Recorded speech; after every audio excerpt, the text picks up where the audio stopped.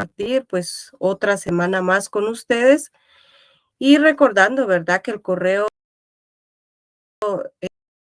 em, el cual está a disposición de ustedes para poder comunicarse con mi persona, pues es el correo fg050@urural.edu.gt. Código del curso FG05. El tema que se trae para el día de hoy, pues es el tema de declaración del sindicato. Vamos a estar analizando pues estas cuestiones en relación a la declaración del sindicato. Les saluda como siempre pues la licenciada Ingrid Nelly Cano Salazar, quien está a la orden.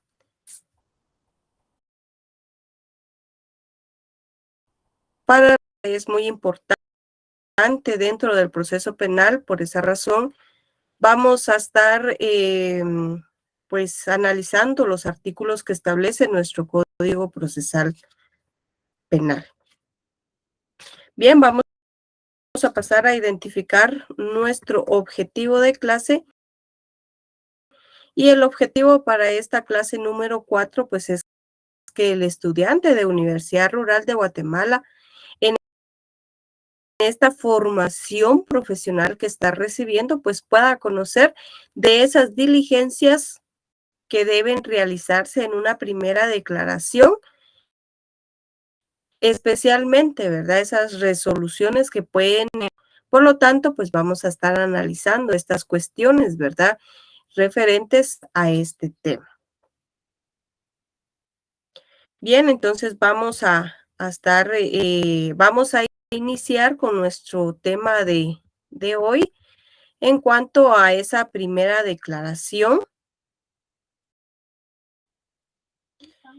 Y esa primera declaración del imputado, pues es esa vía principal, ¿verdad? A través de la cual se viene a cumplir esas exigencias constitucionales, que es la de oír en el proceso a una persona, ¿verdad? Porque es importante estas cuestiones.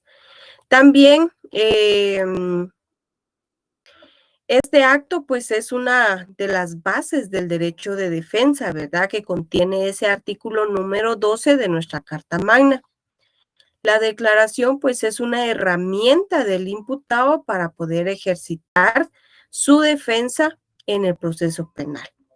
A pesar de que la declaración del imputado pues no tiene, ¿verdad?, como fin ser un medio de prueba, pero al momento de que el juez viene a valorar esas pruebas y todo lo que ha sucedido durante el proceso penal, pues siempre se le toma valor a la declaración del imputado. También de ahí pues nace, ¿verdad?, ese derecho a permanecer en silencio también, porque hay que recordar que el imputado pues tiene ese derecho de no declarar o de no declarar contra él mismo, contra sus familiares, porque eso pues se establece, ¿verdad?, también en la Constitución.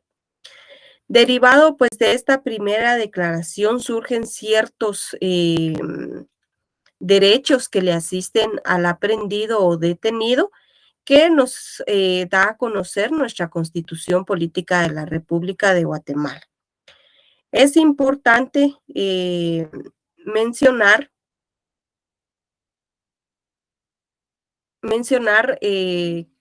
los artículos 7 y 8 de la Constitución Política de la República. Estos artículos pues nos dan a conocer ciertos derechos que tiene el detenido y los cuales pues se le deben de ser hacer efectivos, ¿verdad?, por la autoridad competente. En este caso pues nos referimos, ¿verdad?, a que toda persona pues que sea detenida tiene el derecho de ser notificada, ¿verdad? En forma inmediata la causa que motivó su detención, es decir, el motivo por el cual se le está deteniendo, ya sea de una forma verbal o sea de una forma escrita, ¿verdad? Que se le muestre pues la orden de aprehensión en donde él pues la va a leer y se va a dar cuenta por qué delito lo están deteniendo. También de forma verbal, pues el agente que lo esté deteniendo puede informarle por qué razones de que se le está deteniendo, ¿verdad? En base pues a la orden que ellos están ejecutando. También le indicarán, ¿verdad? Qué juez va a ser el que va a, el que está ordenando, ¿verdad? Esa detención. Entonces, también hay que indicarle el otro derecho que él tiene, pues es de que se le va a indicar en qué lugar lo van a tener detenido, ¿verdad? En dónde va a estar, dónde va a permanecer. Asimismo, también se le informará inmediatamente que puede proveerse pues de un defensor, el cual podrá estar en todas las diligencias policiales. También se le indicará que no podrá declarar sino ante autoridad competente. Es decir, que no le debe de decir nada a los agentes, que no debe de declarar ante ellos, ¿verdad? Porque ellos pues no son la autoridad que lo deben de escuchar. También se le informará que se le va a poner a disposición de un juez competente, pues dentro de un plazo que establece la Constitución, ¿verdad? En el artículo 9, perdón, en el artículo 6 se establece el plazo de las 6 horas, ¿verdad? Que no debe de exceder pues de 6 horas para ser puesto a disposición de juez competente. Este plazo de 6 horas que establece nuestra Constitución en este artículo, pues se refiere a, al plazo que le corresponde a la Policía Nacional Civil. Estos agentes pues lo pondrán a disposición del juez, del juez más cercano, ¿verdad? Recordemos que hay rangos en lo que es los juzgados. Hay juzgados de paz, juzgados de primera instancia. En algunas localidades, pues los jueces de primera instancia, pues como hay varios, es decir, puede ser que hayan 3, que hayan 2 o que hayan pues 10, ¿verdad? Depende por decirlo, la ciudad capital pues cuenta con más de un juzgado, ¿verdad? Entonces, en este caso, ellos trabajan por turnos, entonces, en lo que es el juzgado de primera instancia, en este caso, pues se viene a trabajar por turnos. ¿Y qué significa que trabajan por turnos? Una semana, pues, de horas que son no laborables, es decir, de 3:30, por ejemplo, en adelante, ellos se encargan de cubrir, pues, todos esos delitos que puedan surgir, ¿verdad? En ese transcurso hasta las 8 horas. Ya de esa hora, pues, ya le tocaría, pues, a quien le corresponda según el territorio. En caso de las localidades que no tienen varios juzgados de primera instancia, eh, ahí pues los juzgados de paz son los que trabajan por turno. Ellos siempre pues van a estar de turno, siempre van a atender. Por lo tanto, si hubiera pues una necesidad en cuanto de poner a disposición a un detenido o aprendido, pues se utiliza al juez de paz, ¿verdad? Es importante tomar en cuenta esto. Entonces, esas 6 horas, pues, que utiliza la Policía Nacional Civil, es para poder ponerlo, pues, a disposición, ¿verdad?, del juez, más cercano. En este caso, pues, si son horas, hábiles, pues, se va a poner a disposición del juez competente.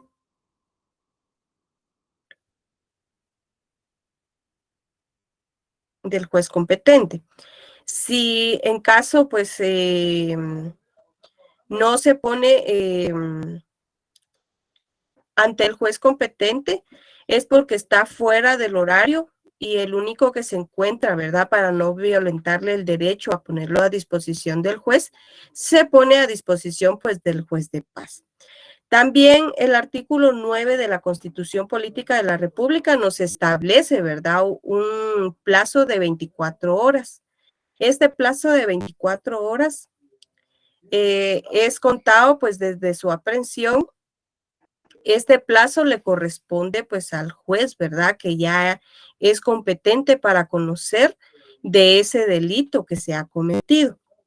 Pero como ya se utilizaron, pues, 6 horas, ¿verdad?, que la Policía Nacional Civil ha utilizado, entonces solo se tienen 18 horas para poder complementar, ¿verdad? Y que se lleve a cabo, pues, esa audiencia de primera declaración. Importante, también nuestro artículo 87 del Código Procesal nos establece, ¿verdad?, también este plazo de 24 horas, pero que nosotros debemos de tomar en cuenta que ese plazo de 24 horas cuentan las 6 horas que establece el artículo 6 de la Constitución Política de la República.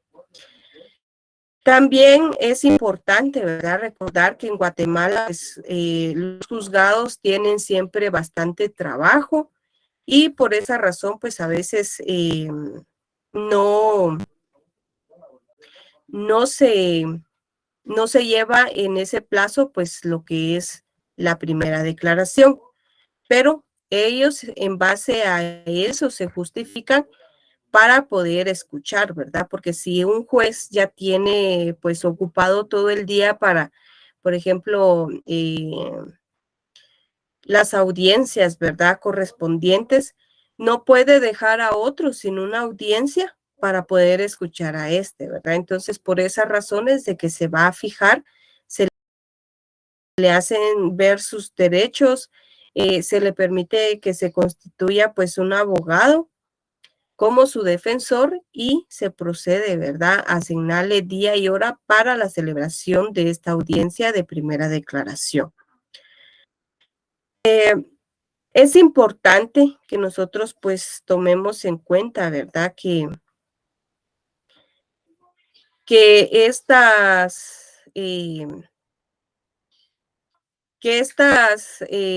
declaración está a cargo o el juez competente, pues, es el juez de primera instancia penal. Y en aquellos delitos en los cuales, pues, la pena va a exceder de 5 años, ¿verdad? Que se considera, pues, que son de mayor riesgo. En aquellos delitos en donde la pena, pues, no excede de 5 años de prisión, pues, ahí, eh, es el juez competente, el juez de paz penal. Importante, ¿verdad? Porque ahí, los delitos, pues, son menos graves y ahí es donde participa, pues, el juez de paz, ¿verdad? Entonces, ellos son los jueces competentes para conocer de los delitos. Pero usted dirá, licenciada, ¿y qué actividades podemos realizar como abogados defensores antes de esa primera declaración para poder presentar,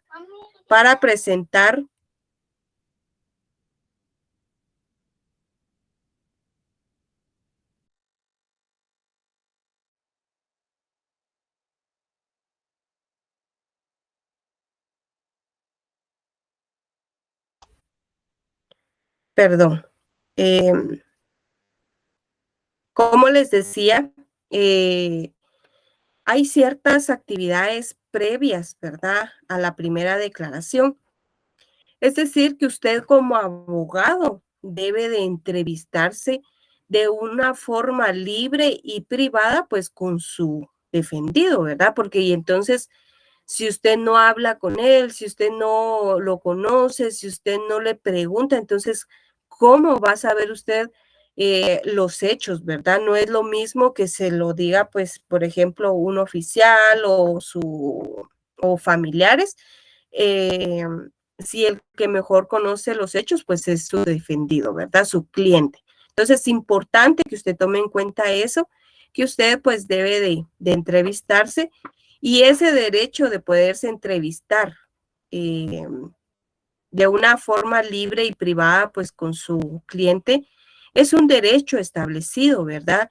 Según nuestro Código Procesal Penal en el artículo 81. Asimismo, pues también el Pacto de San José establece también ese derecho de que usted se pueda entrevistar con él. Asimismo, podemos mencionar también el Pacto Internacional de Derechos Civiles y Políticos. También otra actividad pues será darle a conocer sus derechos, ¿verdad? Es decir, que usted como abogado pues le va a indicar, mire, don Francisco, fíjese que usted, eh, si desea, puede declarar o si usted no lo desea, pues no hay ningún problema, no le va a pasar nada ni se lo van a tomar pues como a mal, ¿verdad? Entonces, es importante. Por lo regular, nosotros como abogados defensores, ¿qué hacemos? Nosotros al momento de entrevistarnos, nosotros le indicamos, mire, necesito que usted me cuente cómo fueron los hechos, cómo sucedió todo.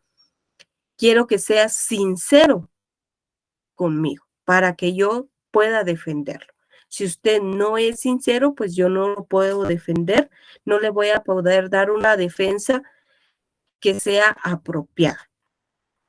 En este caso, pues al momento de que él pues nos da a conocer, nosotros analizamos la situación y nosotros decidimos como abogados defensores si nos conviene que él declare, que la persona declare o no, ¿verdad? Entonces, a veces esa declaración pues es un as bajo la manga, ¿verdad?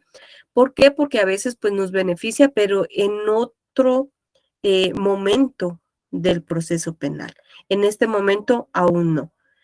A veces pues nosotros le podemos decir también, mire, le aconsejo que usted relate los hechos de esta manera. Y así, así, usted lo instruye para que pueda declarar. Entonces, eso pues va a depender de cómo vaya el caso, ¿verdad? También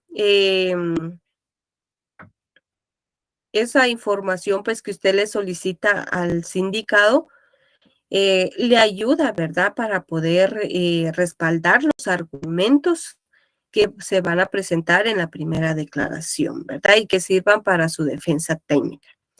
También se puede solicitar pues al juez la presencia de un traductor o intérprete cuando pues su cliente le indique que habla pues otro idioma. En el caso de los traductores, pues se utiliza cuando es un idioma extranjero y el intérprete pues se utiliza cuando es un idioma materno guatemalteco. Recordemos que Guatemala pues es multicultural. Y la última diligencia pues es que usted se constituya, ¿verdad? Como abogado del sindicato y pueda solicitar al Ministerio Público pues la copia correspondiente del expediente del caso, ¿verdad? Ahí pues ya hemos hecho las diligencias previas y ahora sí pues pasamos a lo que es la audiencia de primera declaración. Esa primera declaración es un acto procesal por el cual el sindicato emite una declaración de conocimiento sobre los hechos que se le imputan como consecuencia de un interrogatorio, ¿verdad? Jurisdiccional y que está encaminado pues a formar su conocimiento sobre la verdad de los hechos en que ha de fundarse su decisión sobre el objeto del proceso. Ahora, pues dirán ustedes, ¿quiénes pueden o deben de estar presentes dentro de este acto, dentro de esta primera audiencia de declaración del sindicato? En esta declaración, pues, debe de estar en primer lugar, pues, el sindicado, ¿verdad? Porque entonces, ¿cuál es el objetivo? Escuchar al sindicado. Em, Se debe de encontrar el sindicado o sindicados, ¿verdad? Porque podemos tener casos en los cuales hay no solo un sindicado, sino que pueden haber 3, 4, 10, ¿verdad? Puede ser varias personas. Aparte de este, pues debe de estar su abogado defensor de confianza y también importante, ¿verdad? En este caso, que si él pues no tiene los recursos para poder tener un abogado de confianza, pues el Estado pues le puede proporcionar uno de los abogados del Instituto de la Defensa Pública Penal, ¿verdad? Siempre en base a la ley. También debe de estar el fiscal del Ministerio Público, quien se encarga pues de la imputación, por lo tanto, como ente investigador, debe de encontrarse en esta audiencia.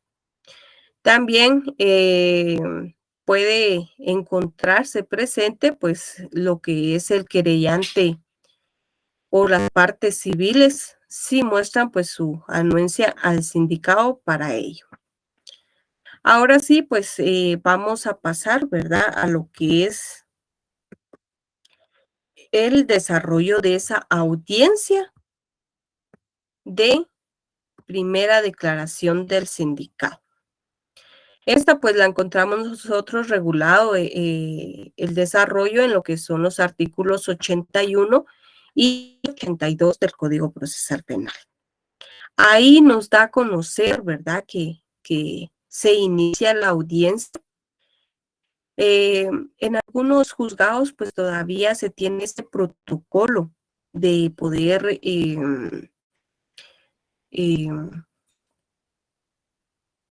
presentar respeto al señor juez. Por lo tanto, se ponen de pie para poder recibir o esperar que entre el juez, ¿verdad?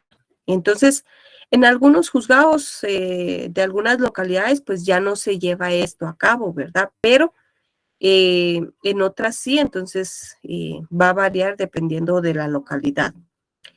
En este caso, pues el juez se constituye a la sala de audiencias y viene a revisar la carpeta judicial. ¿Qué es revisar esa carpeta judicial? Es poder revisar el expediente que le está presentando el Ministerio Público, ¿verdad? En este caso, pues el juez inicia con lugar y fecha, hora y objeto de la diligencia que va a realizar, ¿verdad? Procediendo de inmediato, pues a la verificación de la presencia de los sujetos procesales. ¿Qué significa esto? Viene el juez y le indica, nos encontramos el día de hoy, siendo 10 de agosto del año 2022, a las 9:15 en la sala de audiencia del juzgado de primera instancia penal de la ciudad de Guatemala, de la ciudad de Huehuetenango, de la ciudad de Quetzaltenango, dependiendo de la localidad, con el objeto de poder celebrar audiencia de primera declaración del sindicado el señor fulano de tal. Por lo tanto, voy a proceder inmediatamente pues a verificar la presencia de los sujetos procesales, por lo que pregunto si se encuentra presente el sindicado, el señor fulano de tal, Sí, presente. Se encuentra el abogado defensor del sindicato, el licenciado fulano de tal, sí. Se encuentra presente el representante del Ministerio Público, el fiscal, tal, tal, tal. Sí. Y si en el caso, pues, de que se presentara el querellante adhesivo o agraviado, pues, en ese ejercicio, ¿verdad?, de la acción reparadora, entonces también, pues, se verifica la presencia de este. Pero recordemos que hay en algunos casos, pues, que se, eh, no se adhiere, ¿verdad?, al proceso. En este caso, pues, si hubiera, esa circunstancia de que se debe de utilizar, pues, a un intérprete, el juez dará a conocer que debido a que el sindicado o las partes, no comprenden el idioma español en su totalidad, debido a que, entienden más el idioma man, poptí o depende, ¿verdad? Entonces, se verifica si se encuentra presente, pues, el intérprete, tal y tal, tal, quien se va a encargar, pues, de, eh, interpretarle a las partes, pues, lo que se está ventilando en esta audiencia, ¿verdad? A eso se refiere al momento, pues, de utilizar un intérprete. Posteriormente a esto, pues, el juez, digamos, vienen esas advertencias preliminares. Entonces, el juez viene a explicarle al sindicado con palabras sencillas y claras el objeto y forma en que se desarrollará el acto procesal, es decir, esa audiencia. De la misma manera, le informarán, pues, sus derechos fundamentales que le asisten. El juez hace, valer esas garantías constitucionales al sindicado que se encuentran, pues, reguladas, ¿verdad?, en el artículo 12, como el derecho de defensa, el artículo 14 y 16, que se refieren, ¿verdad?, a ser oído y esa, defensa que tiene, y a una detención legal. Asimismo, pues, si fuera un extranjero, ¿verdad?, también se le puede proporcionar un traductor, y también el juez, pues, le hará conocer sus derechos consulares que le asisten, ¿verdad? Posteriormente a eso, pues, eh, el juez le advertirá que también, de abstenerse a declarar y que tal decisión, pues, no le va a perjudicar, ¿verdad?, en ninguna cuestión, pues, en el proceso que se le está ventilando. Acá se debe de dar a conocer esto porque es un principio, ¿verdad?, establecido en nuestro Código Procesal Penal y en nuestra Constitución Política de la República de Guatemala. El artículo 16 de la Carta Magna, así como el artículo 15 del Código Procesal Penal, pues establece, ¿verdad?, esas cuestiones referentes al principio de la no declaración contra sí.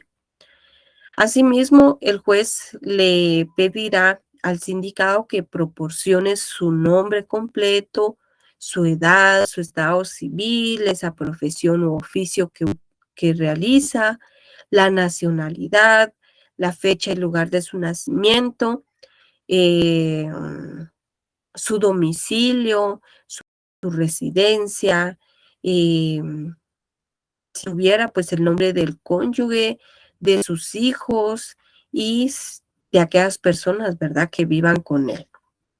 Asimismo, también, pues, le preguntará por aquellas personas, pues, que dependen, ¿verdad?, o están bajo su guarda y aquel lugar en el cual puede recibir notificaciones.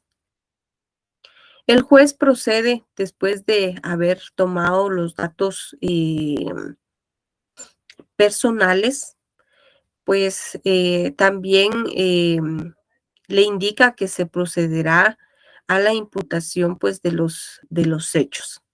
Por lo tanto, el juez concederá la palabra, ¿verdad?, al fiscal del Ministerio Público para que intime los hechos, ¿verdad?, al sindicado con todas esas circunstancias de tiempo, de modo y lugar, ¿verdad? Esa calificación jurídica provisional que se le está otorgando y asimismo, pues esas disposiciones legales aplicables y la descripción, pues, de esos elementos.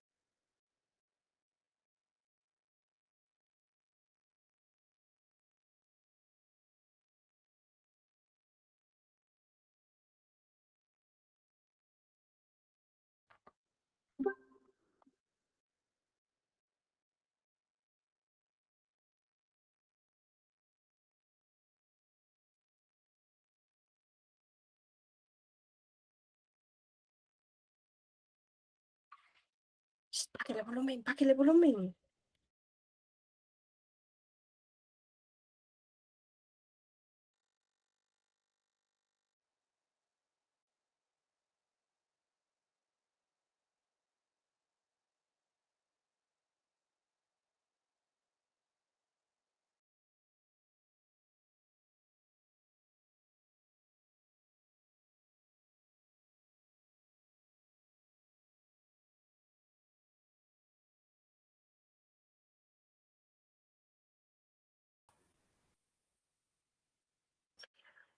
ofreciéndoles una disculpa, se fue la señal de internet ahí.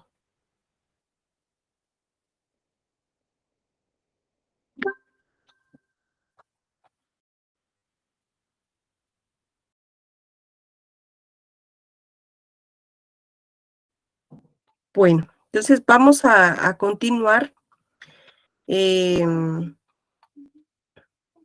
con lo referente, pues, a lo en donde nos quedamos, ¿verdad? Perdón, como les digo, disculpen por la interrupción.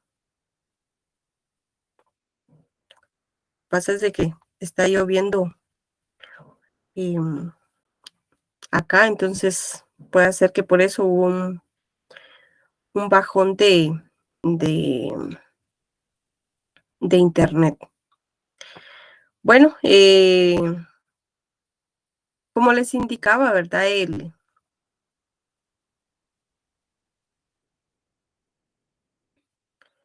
Como les indicaba, pues el juez viene a conceder, ¿verdad? Esa palabra al sindicado. em,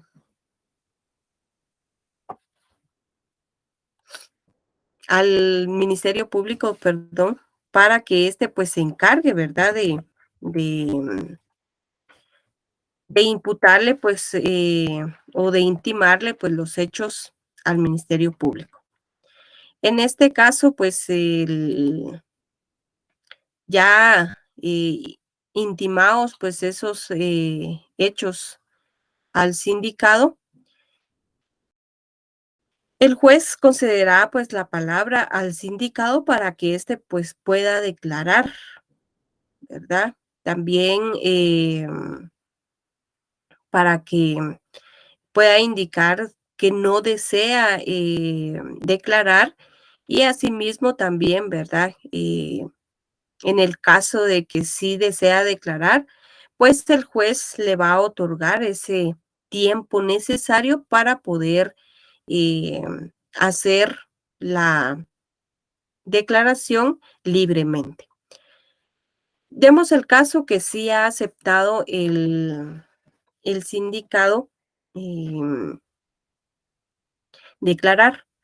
Lo procedente después de que éste ha proporcionado, pues, esa declaración, es que se realice un interrogatorio legal por parte del fiscal del Ministerio Público y el abogado defensor, ¿verdad?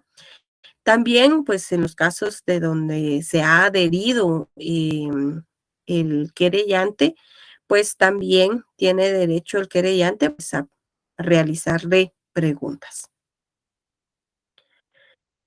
Em, Posteriormente a esto, pues, el juez viene a, em, antes de que pasemos a lo que es, em,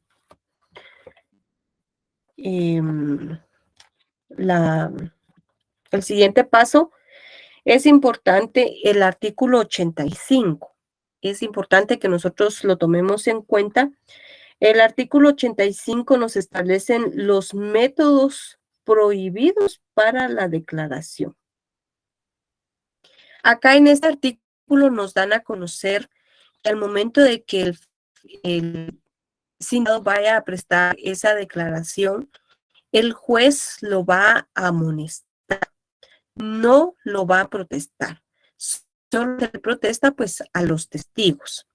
En este caso, al sindicado únicamente se le va a amonestar, es decir, que se le va a suplicar que se conduzca con la verdad, ¿verdad? Esto siempre en base a este artículo, ya que este artículo 85 nos establece que el sindicado no será protestado, sino simplemente amonestado para decir la verdad.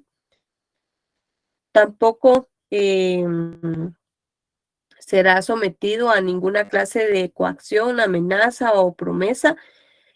Tampoco se usarán medios algunos para obligarlo, inducirlo o determinarlo a declarar contra su voluntad, ni se le hará cargos o preconvenciones tendientes a abstener su confesión. Entonces, aquí es importante, ¿verdad?, que nosotros tomemos en cuenta esto, porque no es como en otros procesos, ¿verdad?, que establece, como por ejemplo el civil o, o por ejemplo, el laboral, ¿verdad?, en donde acá sí se protesta pues a la persona. En este caso, pues ya se puede, solo se amonesta, ¿verdad? Solo se le invita que se conduzca pues con la verdad. Entonces, es importante que tomemos en cuenta pues esto. Bien, después de que ya ha declarado, ha sido interrogado, al momento del interrogatorio, pues el artículo 86 nos establece, ¿verdad?, que las preguntas serán claras y precisas, no están permitidas las preguntas capciosas o sugestivas y las respuestas no serán instadas, ¿verdad?, perentoriamente. Entonces, importante que tomemos nosotros en cuenta esto al momento, pues, de una declaración y estemos en el interrogatorio. También, posteriormente a esto, pues el juez va a conceder nuevamente la palabra al fiscal del Ministerio Público y al defensor para que demuestren y argumenten, ¿verdad?, sobre esa posibilidad de ligar a proceso al sindicado. Entonces, ese momento es cuando nosotros como abogados, defensores, como también fiscales, porque recordemos que también podemos eh, también tenemos que hacer nuestro trabajo y también pues tenemos que presentar, ¿verdad?, esos argumentos y demostrar que sí se necesita ligar a proceso al sindicato. En el caso de abogados defensores, pues le vamos a presentar y demostrar, ¿verdad?, al juez que no se debe de ligar a proceso. Entonces, después de que cada parte pues presenta sus argumentos y demuestra esa posibilidad o no posibilidad de ligarlo a proceso, el juez va a venir a resolver pues de una forma inmediata, ¿verdad?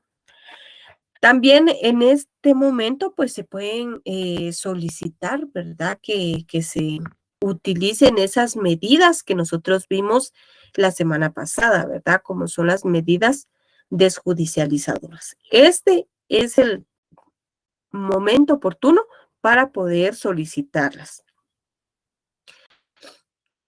Por ejemplo, que se beneficie al sindicado, pues, con un criterio de oportunidad o una suspensión condicional de la persecución penal, ¿verdad? Entonces, ahí ese es el momento para poder hacer uso de esas salidas alternas. Pero si no se solicitó, pues, lo que procede es indicarle al juez si se debe o no ligar a proceso al sindicato. Si el juez ha considerado que sí hay presupuestos, que sí hay medios existentes para creer que se debe de ligar, que si tiene responsabilidad, entonces dicta un auto de procesamiento. Este auto de procesamiento, pues, se encuentra regulado, ¿verdad?, en los artículos 320 al 322 del Código Procesal Penal. Pero, ¿qué es ese auto de procesamiento? Porque eso, pues, es importante que nosotros tengamos en cuenta. Ese auto de procesamiento, pues, es ese medio por el cual se viene a ligar a un proceso penal al sindicado, ¿verdad?, en contra de quien se dicta ese auto de procesamiento. Se otorgan las facultades al Ministerio Público para que continúe con la investigación correspondiente. Según el artículo 322, este auto de procesamiento pues tiene ciertos efectos. Y dentro de estos efectos, pues tiene que se liga al proceso a la persona contra quien se emita, concederle todos los derechos y recursos que el código establece, sujetarlo asimismo a las obligaciones y prevenciones que del proceso se deriven, inclusive el embargo precautorio, ¿verdad?, de bienes. También sujetar a la persona civilmente responsable a las resultas del procedimiento. Esos son los efectos que nos presenta, ¿verdad?, la ley en cuanto a ese auto de procesamiento. Ahora, pues este auto únicamente podrá ser reformable, ¿verdad?, de oficio a instancia de parte, solamente pues en esta fase preparatoria, ¿verdad?, hasta que se presente eh, el acto conclusivo de acusación. En este caso, pues el artículo 320 en el segundo párrafo, pues nos establece esa condición sine qua non. Si se presenta después de que se haya presentado la acusación, pues no procede esa reforma, ¿verdad? Ya no se puede reformar. Solo podrá dictarse auto de procesamiento después de que sea indagada la persona contra quien se emita. Podrá ser reformable de oficio o a instancia de parte solamente en la fase preparatoria, antes de que se presente la acusación, ¿verdad? Entonces, importante que nosotros recordemos. La próxima clase, pues vamos a ver cómo es que se da esa reforma. Ahorita, pues solo se lo menciono así a grandes rasgos. Un ejemplo de este auto que se reforma, pues podríamos decir, ¿verdad?, que se está procesando a una persona por el delito de, de lesiones culposas, por ejemplo, y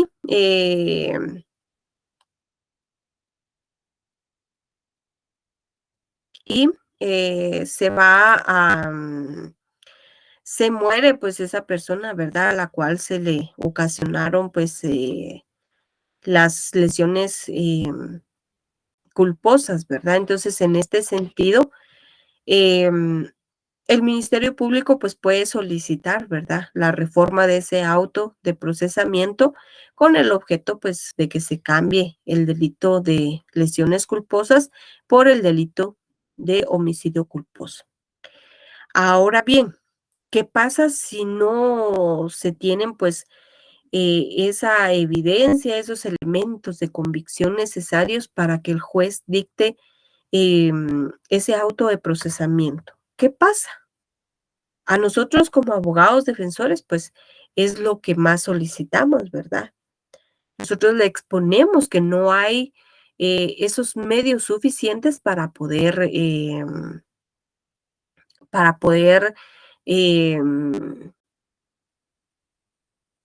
emitir ese auto de procesamiento. Como no concurren esos presupuestos para que lo dicte, se solicita que dicte un auto de falta de mérito y ordene de inmediato pues esa libertad, ¿verdad? En base a lo establecido pues en el artículo 272 de nuestro Código Procesal Penal. ¿Qué pasa? ¿Qué pasa cuando pues nosotros decimos auto de falta de mérito? Ese auto de falta de mérito, pues es aquella resolución, ¿verdad?, que viene a emitir el juez en esa audiencia de primera declaración, en virtud de la cual se considera que no hay elementos de convicción suficientes presentados, ¿verdad?, por el Ministerio Público para poder sustentar esa intimación realizada.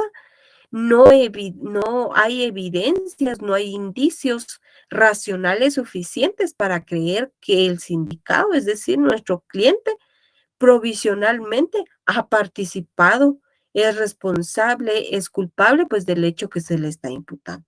Por lo tanto, se solicita que se declare falta de mérito por esa falta de medios de convicción y que se ordene su inmediata libertad si estuviera privado de su libertad. También es importante, ¿verdad?, mencionar que ese auto de falta de mérito, pues no cierra irrevocablemente el proceso penal. El Ministerio Público pues puede seguir con una investigación y cuando ya tenga esos medios de convicción suficientes, racionales, ¿verdad? Para comprobar pues esa participación, puede solicitar al juez la reapertura del caso, ¿verdad? Entonces es importante tomar en cuenta esto. En contra de este auto de falta de mérito, pues se puede interponer el recurso de apelación, ¿verdad? Cuando el fiscal considere pues que esa decisión del juez competente pues carece de fundamento y existen realmente suficientes elementos de convicción que comprueban pues la participación del sindicado, por lo tanto se debe de ligar a proceso, pero eh, el juez pues no está haciendo una relación de los hechos pues objetivamente, ¿verdad? Entonces por eso se solicita la revisión por un tribunal superior.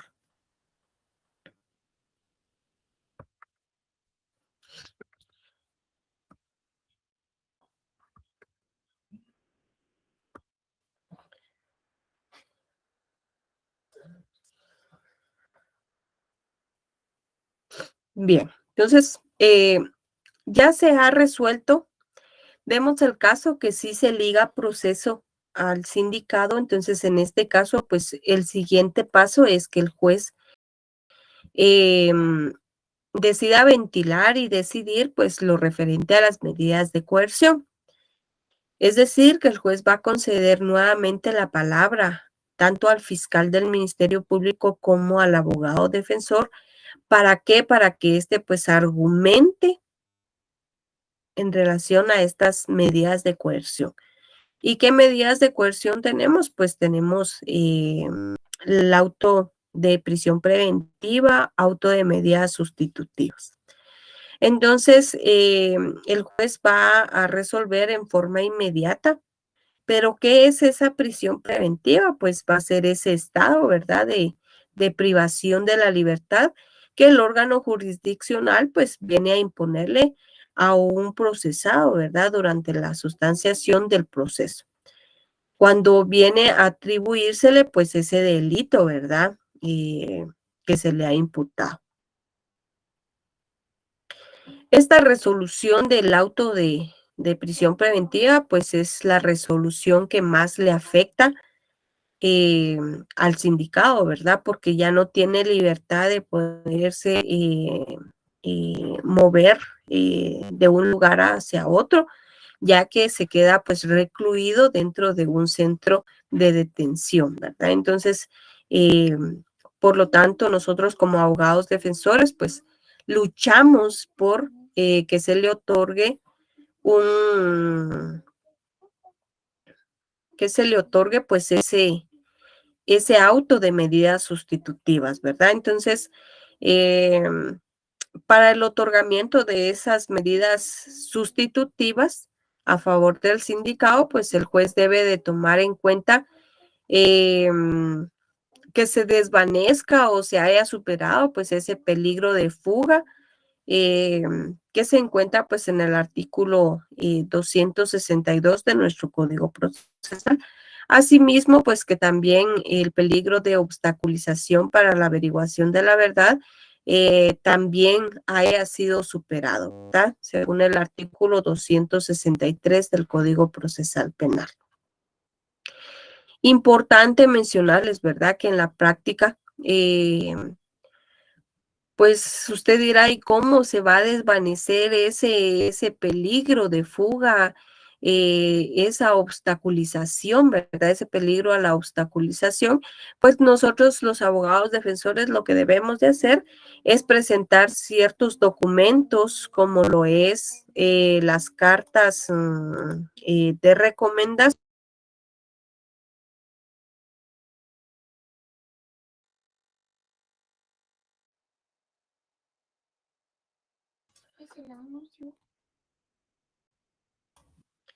En este caso, pues presentamos cartas de recomendación, antecedentes penales y policíacos, recibo de agua o luz para poder comprobar la residencia, ¿verdad? De esta persona.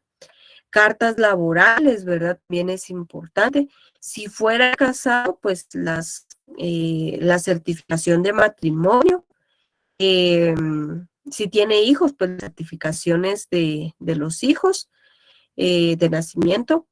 Y si fuera profesional o estudiante, pues se presenta, ¿verdad? Esa documentación académica correspondiente.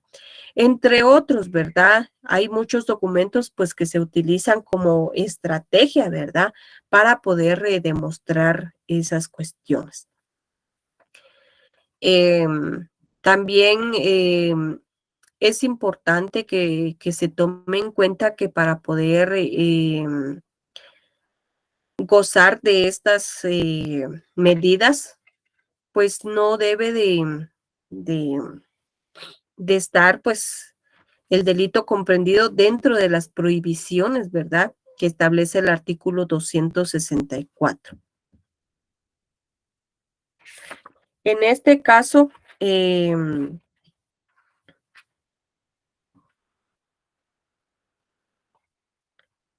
este artículo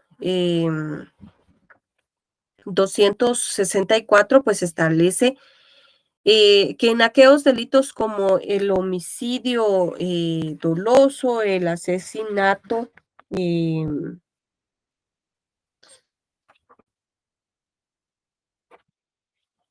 el parricidio, violación agravada, violación calificada, violación de menor de 12 años de edad, plagio, secuestro, sabotaje, robo agravado. También en aquellos, también quedan excluidos todos los de las medidas sustitutivas de los delitos comprendidos en la ley de narcoactividad. En los delitos de defraudación tributaria, defraudación aduanera, contrabando aduanero, no se podrá pues aplicar medidas sustitutivas. También nuestro Código Penal establece en el artículo 472A que los delitos de evasión y cooperación a la evasión pues no gozarán de ninguna medida sustitutiva.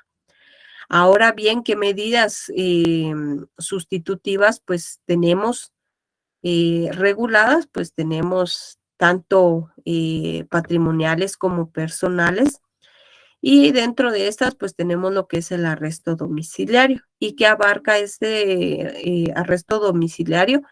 Pues puede ser un arresto domiciliario en su propio domicilio, en su propia residencia, con custodia de otra persona, sin vigilancia alguna o con vigilancia, ¿verdad?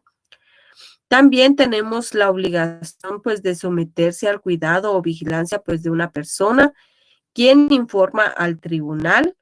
También puede ser sometida, pues, al cuidado de una institución determinada que informará periódicamente también al tribunal.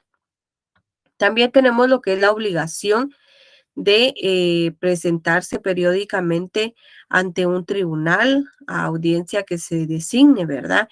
En este caso, pues esta medida pues se refiere a la más conocida como ir a firmar el libro al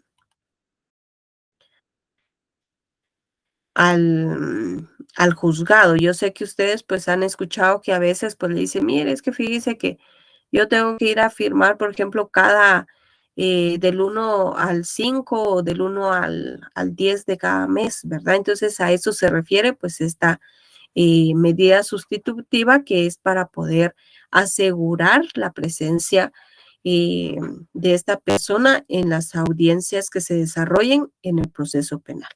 También está la medida de prohibición de salir sin autorización del país, de la localidad en la cual reside o del ámbito territorial que le fije el tribunal. Es decir, puede ser que no pueda salir del municipio en el cual él vive, no puede salir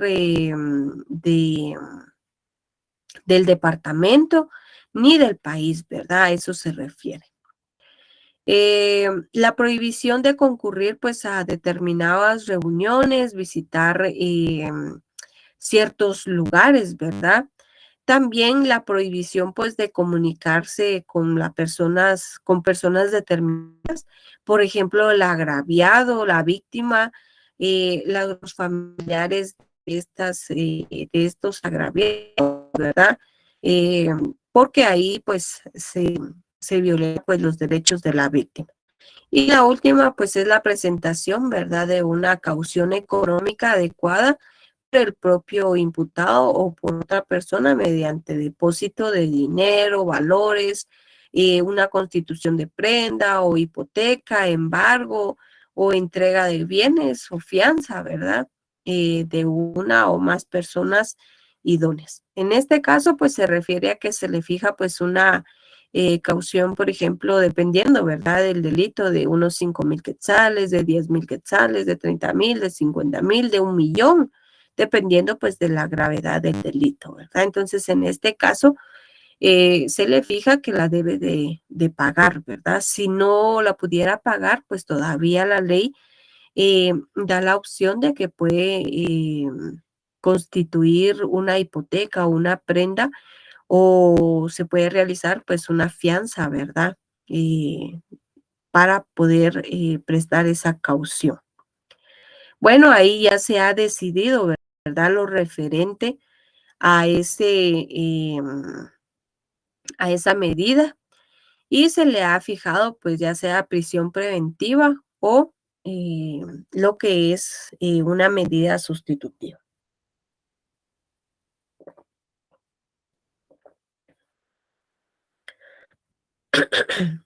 Bien, entonces ya teniendo pues esto, ya se ha ligado a proceso, ya se le ha fijado pues una medida de coerción.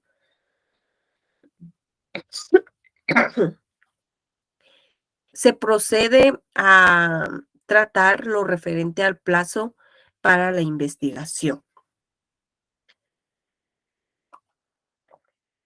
El juez va a conceder nuevamente la palabra al fiscal y al abogado defensor. ¿Para qué? Para que estos pues argumenten, ¿verdad? ¿Cuál sería el plazo idóneo para poder realizar la investigación preparatoria y poder presentarse pues el acto conclusivo? En este caso, pues el juez va a resolver pues en forma inmediata y de conformidad a lo establecido en el artículo 323, 324 bis. ¿Pero qué establecen pues estos artículos? Estos artículos pues nos vienen a establecer el plazo de la investigación preparatoria. Nos indica el artículo 323 que el procedimiento preparatorio deberá concluir lo antes posible, procediéndose con la celeridad que el caso amerite y deberá practicarse dentro de un plazo de 3 meses. El artículo 24 bis nos viene a establecer cómo se va a manejar pues ese plazo de la investigación. Nos regula que si se ha emitido pues un auto de prisión preventiva, el plazo máximo que dure la investigación es de hasta 3 meses. Si se dicta un auto de medidas sustitutivas, el plazo máximo que va a durar la investigación es hasta 6 meses, ¿verdad? Entonces, en base a eso, no quiere decir que el juez va a dejar 3 meses y los 6 meses. Puede ser que el Ministerio Público, pues, le indique, mire, necesitamos, como hay prisión preventiva, que la investigación, pues, sea de los 3 meses. Puede ser que el abogado defensor indique que él solicita que el plazo, pues, sea de un mes, ¿verdad? El juez tal vez lo deja de 2 meses, 1 mes y medio. Entonces, a eso se refiere solamente que el juez va a tomar en cuenta estos máximos del plazo que no debe de pasarse. Ya fijado este plazo, tenemos el caso que se ha fijado un plazo de 2 meses porque hay una prisión preventiva. Estamos hablando que es el 10 de agosto, entonces 10 de septiembre, octubre. El 10 de octubre, pues le correspondería al Ministerio Público, pues presentar ese acto conclusivo, ¿verdad? Entonces, esa es la fijación del día para la presentación del acto conclusivo, que se hace pues en base al plazo de investigación que se ha otorgado. También en esta audiencia, después de haber fijado pues el día para presentar ese acto conclusivo, el cual pues, al momento de ser entregado por el Ministerio Público se le entregará también pues una copia a los demás sujetos procesales, se viene a fijar día y hora para la audiencia intermedia. Hay que poner mucha atención en esto, la cual deberá de llevarse a cabo en un plazo no menor de 10 ni mayor de 15 días a partir de la fecha fijada para el acto conclusivo. Pero ¿cómo así? ¿Cómo es que usted va a controlar que sí se esté llevando acorde a esto? Dejamos que el 10 de octubre se va a presentar el acto conclusivo. Demos el caso, pues no hemos verificado si es día hábil, ¿verdad? Pero digamos que sí es un día hábil, porque no se puede día inhábil, se corre o se adelanta. Demos el caso que sí es un día hábil. Entonces, ese 10, estamos hablando 10, 11, 12, 13, 14, 15, 16, 17, 18, 19, 20. El 20 sería el día 10. 20, 20, 21, 22, 23 y 24. Del 20 al 23 tiene el juez para poder fijar el día hábil de estos, la audiencia intermedia, ¿verdad? Ahí se está cumpliendo pues ese plazo de 10 días, no menor de 10 días ni mayor de 15 días a partir de la presentación del acto conclusivo. Y con esto pues se ha finalizado esa audiencia de primera declaración. Importante, el artículo 160 de nuestro Código Procesal Penal establece lo referente a la notificación.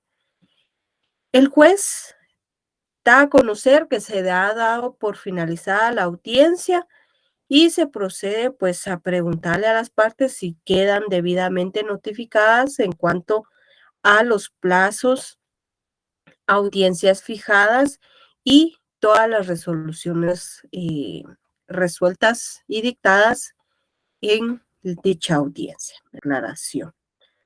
Ahora bien, tenemos lo que son las resoluciones del juez posterior a esa declaración. Como estuvimos hablando, ¿verdad? Después de que declara el sindicado, pues el juez puede dictar un auto de procesamiento, dictando un auto de medida sustitutiva o un auto de prisión preventiva.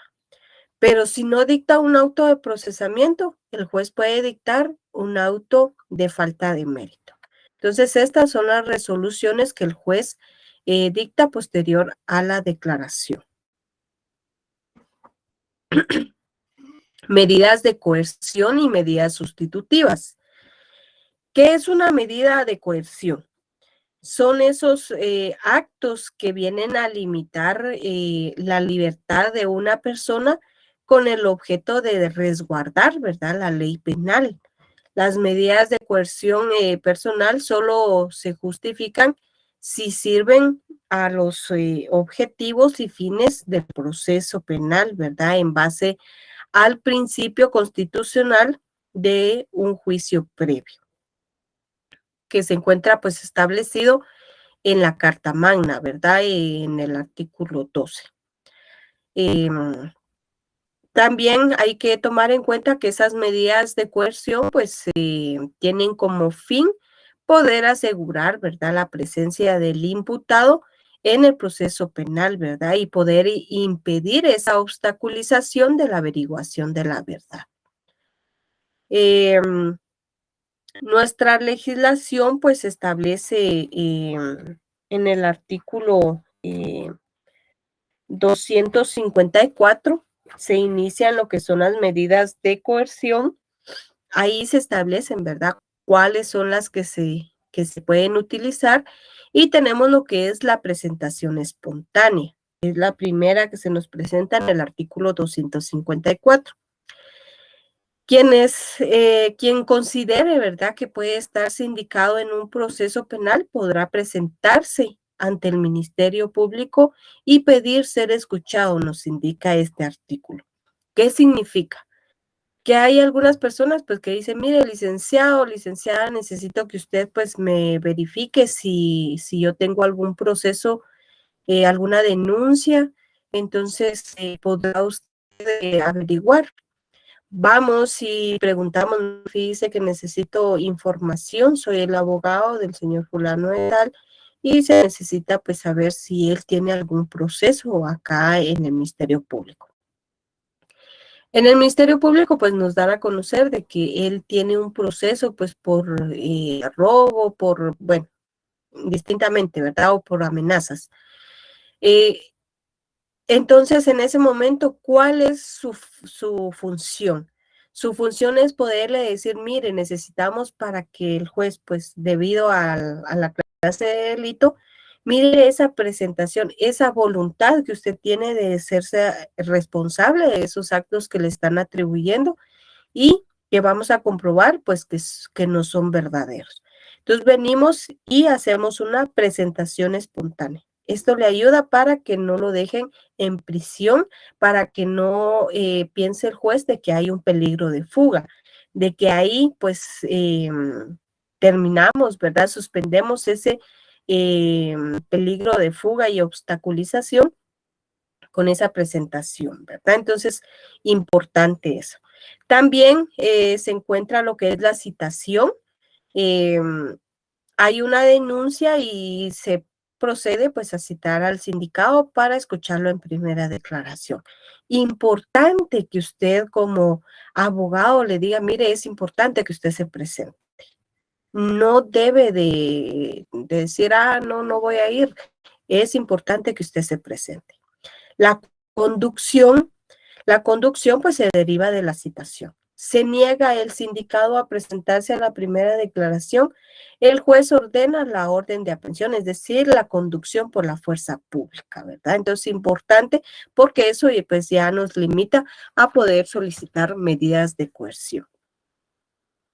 Ahora, pues en cuanto a esas medidas, esa aprehensión, la semana pasada pues estuvimos en las semanas anteriores, pues estuvimos viendo lo referente pues a la aprehensión, que tenemos una aprehensión pues con una orden judicial y sin orden judicial, ¿verdad? La orden judicial pues la solicita el Ministerio Público y esta pues es otorgada por el juez que controla la investigación. Sin orden judicial, se da pues cuando hay delitos flagrantes, cuando hay delito cuasi flagrante que estuvimos analizando, y asimismo pues en aquellos casos, ¿verdad?, que cualquier persona detiene pues a estas personas cometiendo pues un delito.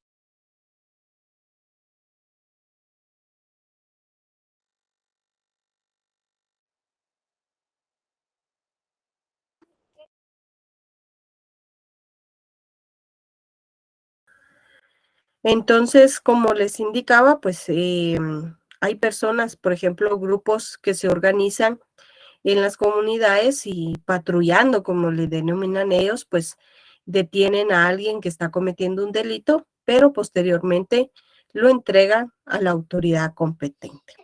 Ahí pues se han dado esos motivos, ¿verdad? Para poder aprender a una persona, ¿verdad? Según lo establecido en el artículo 6 de nuestra Carta Magna, que es por un delito o falta en virtud de una orden judicial o por un delito flagrante.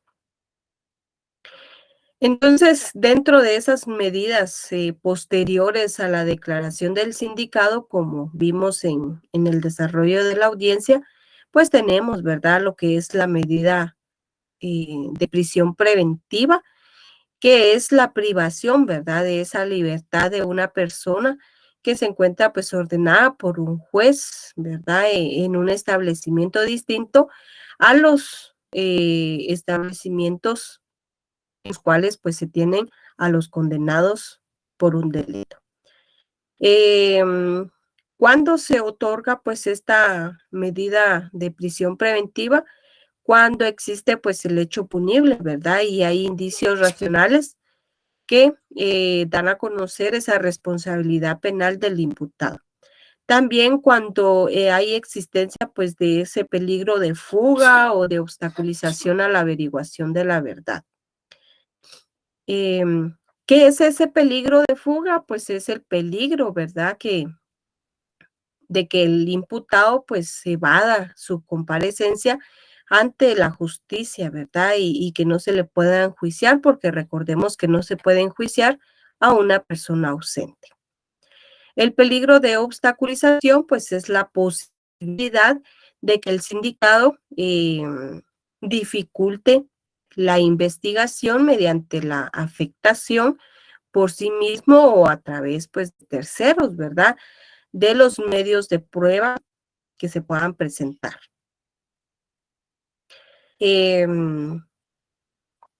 Ahora, en cuanto a las medidas sustitutivas, estas, pues, son alternativas que nos viene a ofrecer el Código Procesal Penal, para no aplicar, pues, esa prisión preventiva, ¿verdad? En aquellos casos en los que los fines de la misma, pues, pueden lograrse, ¿verdad?, por otras vías menos gravosas para el sindicado. Estas medidas sustitutivas, pues, también necesitan como requisitos que exista, pues, el hecho punible y de indicios suficientes de responsabilidad penal del imputado, ¿verdad?, por una parte.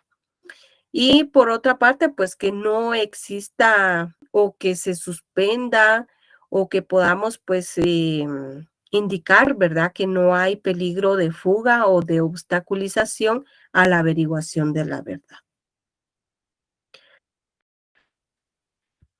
Ahora, pues, en cuanto al plazo de investigación, em, pues como les indicaba, ¿verdad?, en esta cuestión, pues tenemos lo establecido en el artículo 324 bis y el artículo 323, ¿verdad? Que ahí nos fundamenta cómo se va a manejar pues este plazo de investigación. Nos va a dar a conocer pues los parámetros que va a tomar en cuenta el juez para poder resolver en cuanto a este plazo. Entonces, para que nosotros pues tengamos claro, ¿verdad?, que estos plazos pues son los máximos que nos establece la ley. Cuando sea una prisión preventiva, pues el máximo del plazo será de 3 meses y en cuanto a medidas sustitutivas, pues el plazo máximo del procedimiento será de 6 meses.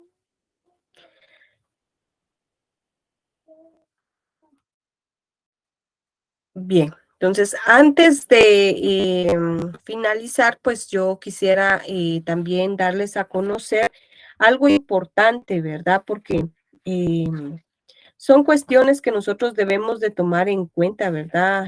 Al momento de prestar nuestros servicios de defensa técnica.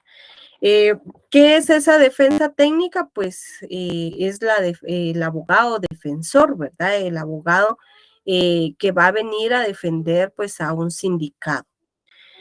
El artículo 89 del Código Procesal Penal pues nos establece, ¿verdad?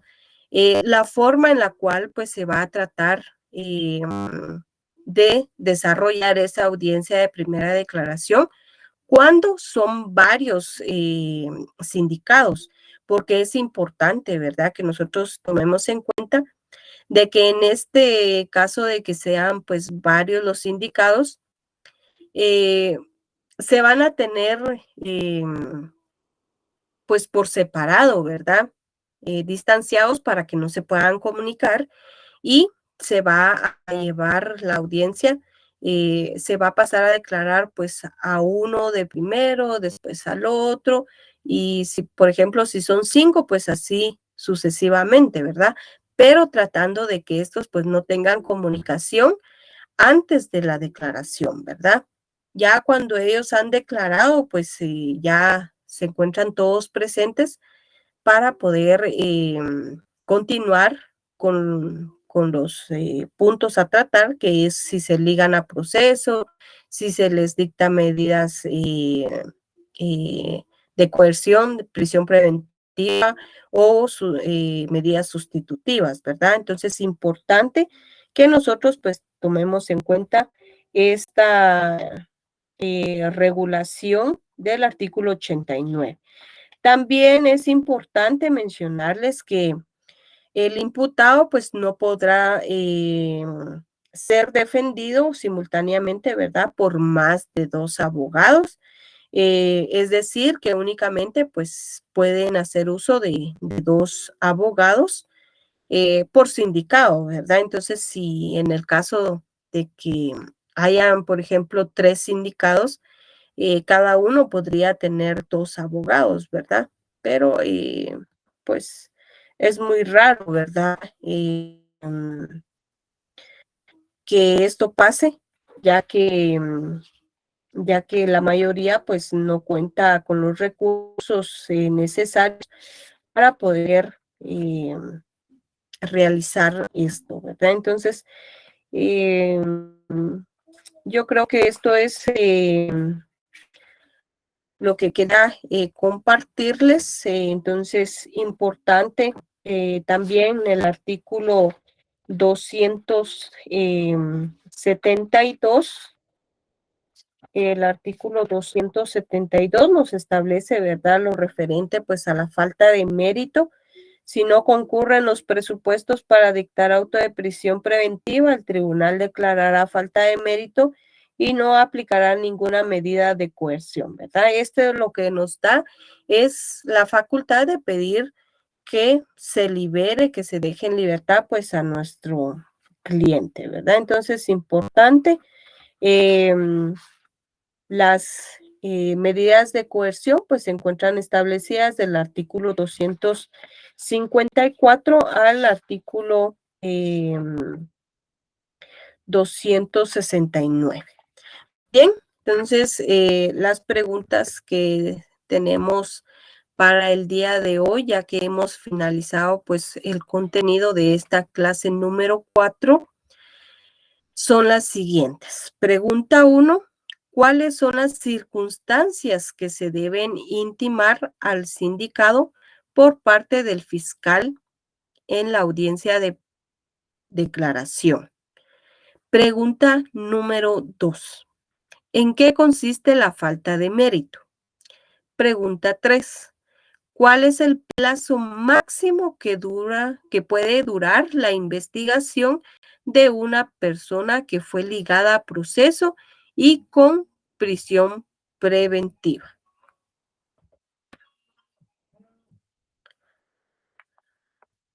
Pregunta 4. ¿Cómo se acredita el peligro de fuga del sindicado? Pregunta 5. En primera declaración, cuando son varios los indicados, ¿en qué forma se debe tomar la declaración de cada uno de ellos? Bien, entonces ahí están pues presentadas las preguntas. recordándoles, ¿verdad? Que estas preguntas ustedes les deben de dar respuesta para poder estudiarlas, pero puede ser que vengan estas y vengan pues otras adicionales, ¿verdad? De lo que hablamos pues en clase. Entonces, así importante que usted tome en cuenta esto. Bien, entonces muy agradecida con ustedes por su fina atención, esperando que tengan una feliz noche, que descansen y como siempre, pues si ustedes tuvieran alguna duda, estoy a la orden, ¿verdad? A través del correo del curso, que es el correo fg050@urural.edu.gt.